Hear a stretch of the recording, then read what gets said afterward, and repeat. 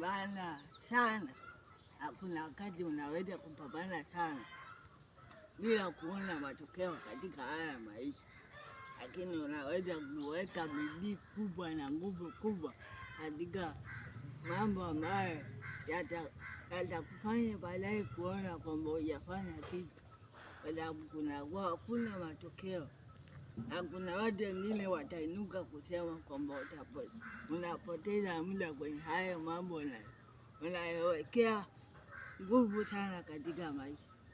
Lakini pale ambapo utakapoinuka, pale ambapo ile nguvu yako ikiipa, ndipo ambapo watainuka na kukupa hongera. Katika maisha inabidi upambane hadi mwisho. Huwezi jua kwamba mwisho ndio ambao utakuwa na matokeo bora kuliko huu mwanzo ulioanza nao.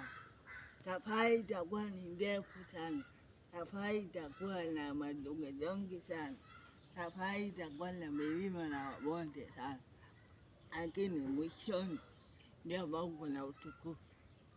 Sio wengi ambao watakao kupush kwenda mbele. Kuna wakati mwingine watu watasubiri anguko lako, ndipo ambapo watakuja kukusema.